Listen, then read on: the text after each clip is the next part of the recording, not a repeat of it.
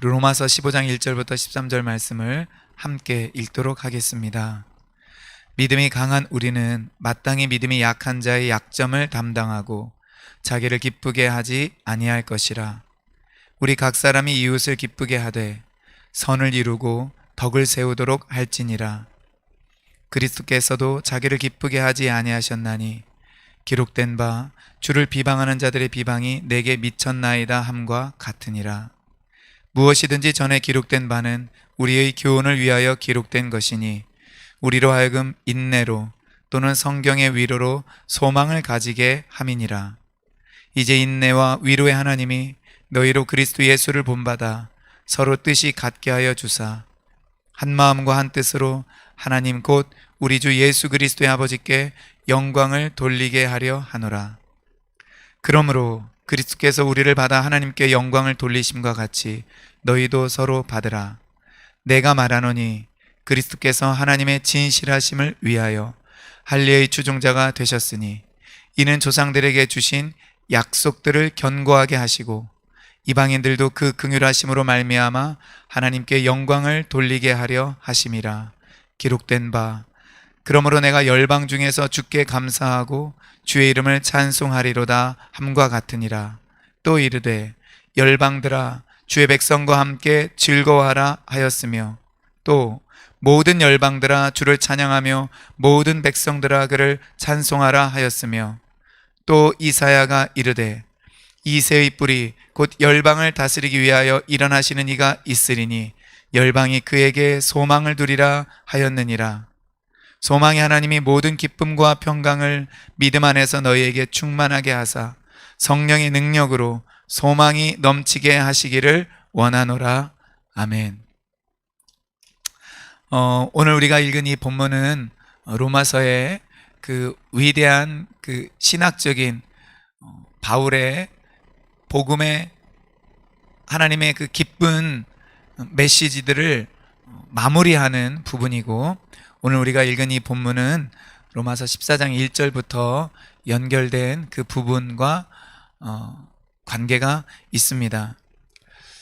로마서 14장 1절은 이렇게 시작하죠. 믿음이 연약한 자를 너희가 받되 그의 의견을 비판하지 말라. 15장 1절은 믿음이 강한 우리는 마땅히 믿음이 약한 자의 약점을 담당하고 자기를 기쁘게 하지 아니할 것이라.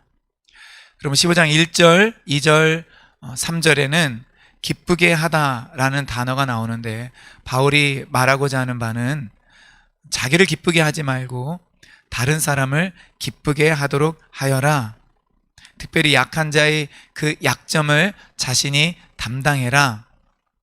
고기를 먹을 만한 믿음이 없는 사람, 여전히 어떤 절기를 지켜야 된다라고 생각하는 그러한 믿음이 약한 자의 그 약점을 담당해라. 그렇게 말을 합니다.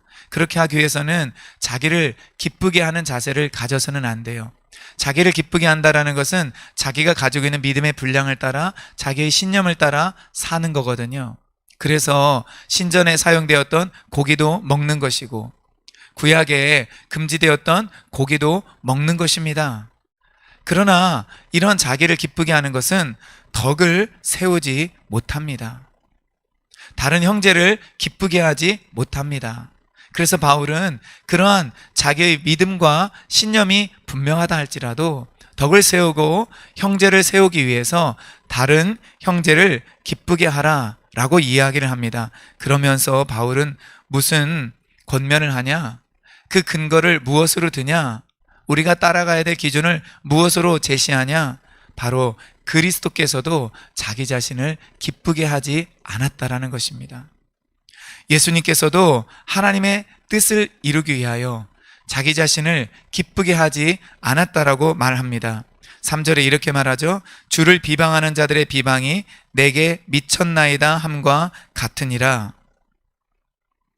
시편 69편 9절을 인용하고 있습니다.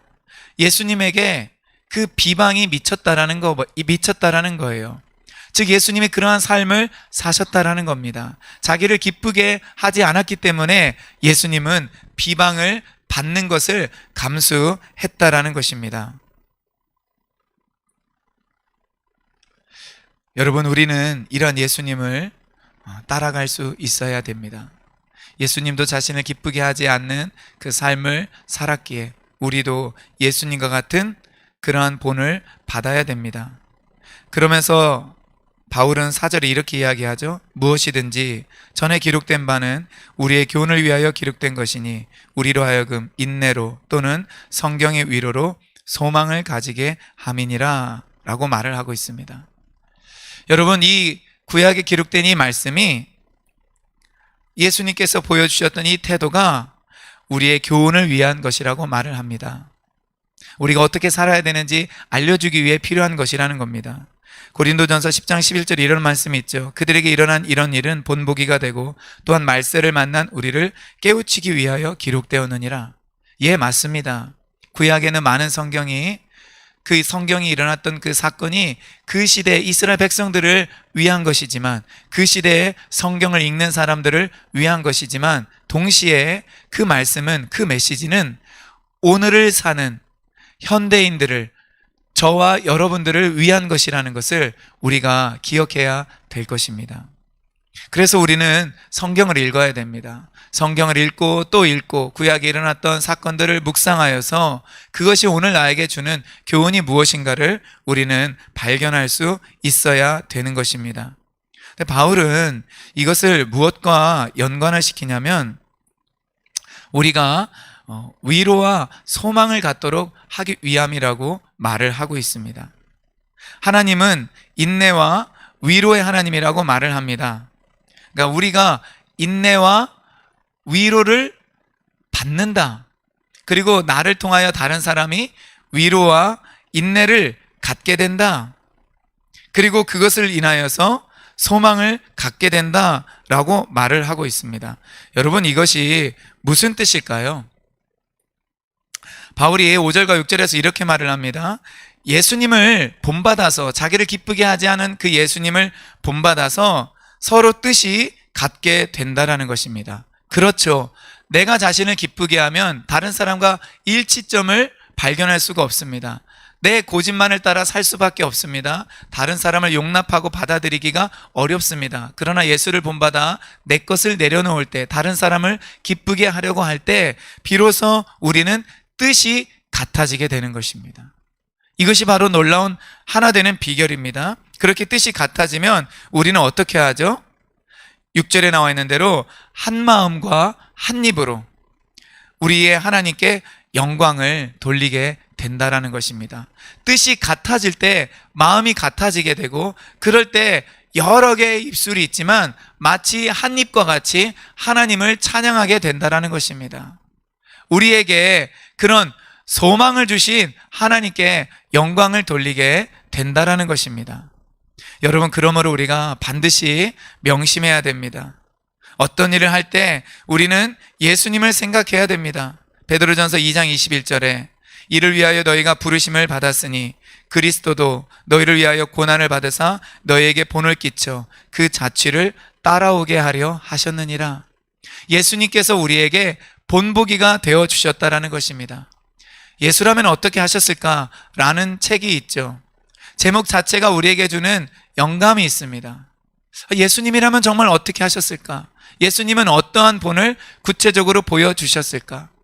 다른 사람은 어떻게 했나? 나는 지금까지 어떻게 했나? 이것을 생각하지 말고 예수님은 어떻게 하셨나? 이것을 생각해야 됩니다. 그리고 그 예수님을 따라가면 됩니다. 그러면 거기에서 신자들은, 성도들은, 주의 백성들은 하나가 될 수 있게 되는 것입니다. 우리 가운데 있는 분열과 다툼, 예수님을 바라볼 때 사라지기 시작합니다. 우리 가운데 있는 갈등과 어려움들, 자기를 기쁘게 하지 않았던 예수님을 우리가 본받게 될 때 하나하나씩 사라지게 될 것입니다. 우리 가정 가운데 있는 갈등과 다툼, 교회 안에 있는 갈등과 다툼, 우리 직장 안에서 경험하게 되는 그런 분열과 나뉘어짐들이, 우리 그리스도인들이 먼저 자신을 낮추고 상대방을 기쁘게 하는 태도를 가지게 되므로 하나하나씩 사라지게 되는 놀라운 역사가 일어나기를 주님의 이름으로 축원드립니다. 바울은 그렇기 때문에 7절에서 이렇게 시작을 합니다.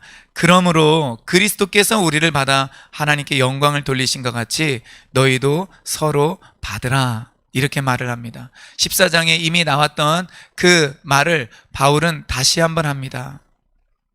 그러므로 그리스도께서 자기를 기쁘게 하지 않으셔서 갈등을 없애고 우리를 하나 되게 하신 것처럼 우리도 그렇게 서로를 받아야 된다라고 이야기를 하고 있습니다. 여러분, 예수님께서는 우리가 서로 받을 수 있도록 하기 위해서 예수님이 하신 일이 있어요. 8절부터는 그것을 설명하고 있습니다. 그것은 예수님께서 할례의 추종자, 할례를 떠받든 자, 즉 본인이 할례를 받은 자가 되었다라고 말을 합니다. 이 표현은 예수님이 십자가를 지시기 위하여 우리와 같은 육신을 입고 이 세상에 오신 것을 말하며 유대인으로 태어나셔서 할례를 친히 받으신 것을 의미합니다. 즉 자신이 낮아지셔서 종이 되셨다라는 것을 말해주고 있는 것입니다. 예수님께서 왜 그렇게 낮아지신 종이 되셨을까요? 그 이유는 하나님의 진실하심, 즉 하나님의 신실하심을 보여주기 위함입니다. 그리고 조상들에게 주신 그 약속을 견고하게 이루도록 하기 위함이라는 것입니다. 그러면 조상들에게 주신 약속이란 무엇일까요? 9절부터 무려 4구절에 걸쳐서 사도 바울은 열방이라는 단어를 사용해 가면서 바로 열방이 주님께 돌아오고 열방이 주님께 돌아와서 주께 찬양하며 감사하도록 하기 위함이다라고 말합니다.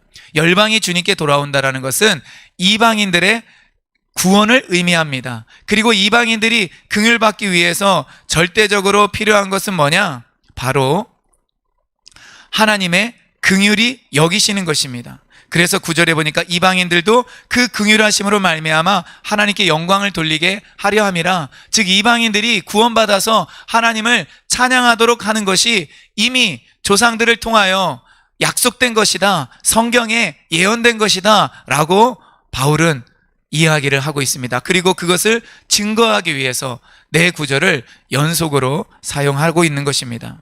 먼저 9절에서는 그러므로 내가 열방 중에서 주께 감사하고 주의 이름을 찬송하리로다. 시편 18편 49절을 인용하고 있습니다. 10절에서는 열방들아 주의 백성과 함께 즐거워하라 라고 말합니다. 신명기 32장 43절을 인용합니다. 11절에 모든 열방들아 주를 찬양하며 모든 백성들아 그를 찬송하라. 시편 117편 1절을 인용합니다. 12절에 이새의 뿌리 곧 열방을 다스리기 위하여 일어나시는 이가 있으리니 열방이 그에게 소망을 두리라. 이사야 11장 10절을 인용하고 있습니다. 여러분 보십시오. 놀랍지 않습니까? 열방들이 구원을 받아서 기뻐하고 찬양하며 주님을 송축하고 있는 것입니다. 노래하고 있는 것입니다. 모든 나라들이 주님을 인하여 즐거워하고 있는 것입니다. 왜요? 그들이 구원받았기 때문에. 왜요? 그들이 하나님의 긍휼하심을 입었기 때문에요. 왜요? 할례의 주종자 되신 예수님께서 자기의 생명을 내어주셨기 때문에 그런 것입니다. 이것은 예수님께서 유대인들을 받으셨을 뿐만 아니라 이방인들도 바로 저와 여러분들을 받으셨기 때문에 일어난 일인 것입니다. 여러분, 우리는 이 예수님을 본받아야 됩니다. 예수 그리스도께서 바로 이방인들을, 우리와 같은 자들을 구원하시기 위하여서 이 세상에 오신 것입니다. 하나님의 그 긍휼하심이 우리 가운데 풍성히 넘쳤던 것입니다. 그것은 차별하지 않으시려는 그것 때문에 일어난 일이에요. 그러므로 우리도 차별하지 않고 서로 받아야 됩니다. 만약에 예수님께서 우리 이방인들을 받지 않으셨다면, 하나님께서 이방인들을 받지 않으셨다면 우리에게 구원이 넘치지 않았을 것입니다. 그러나 우리를 불쌍히 여기시고 받으셨기 때문에 우리가 구원을 받았고 하나님을 찬양하게 되는 것입니다. 여러분, 이것을 바울은 지금 말해주고 있는 거예요. 연속된 4가지 성경 구절을 인용하면서 그것을 강력하게 논증하고 있는 것입니다. 그래서 우리가 하나님께 소망을 두도록 목적을 갖고 있는 것입니다. 그래서 13절에 소망의 하나님이 나와요. 한 번 더 13절 읽겠습니다. 소망의 하나님이 모든 기쁨과 평강을 믿음 안에서 너희에게 충만하게 하사 성령의 능력으로 소망이 넘치게 하시기를 원하노라. 예, 그렇습니다. 진짜 우리에게 소망이 넘치는 거예요. 그것은 우리가 지금 구원받았기 때문일 뿐만 아니라 하나님의 계획은 이제 복음을 듣지 못한 그 사람들도 하나님의 긍휼하심으로 인하여, 하나님의 약속으로 인하여 그들이 구원을 받게 될 것이라는 그 소망이 남아있기 때문에 우리에게 이루어진 일뿐만 아니라 앞으로 우리가 성취하고 맛봐야 될 그 소망으로 인하여서 우리가 하나님을 찬양해야 된다는 것입니다. 하나님은 참으로 소망의 하나님이십니다.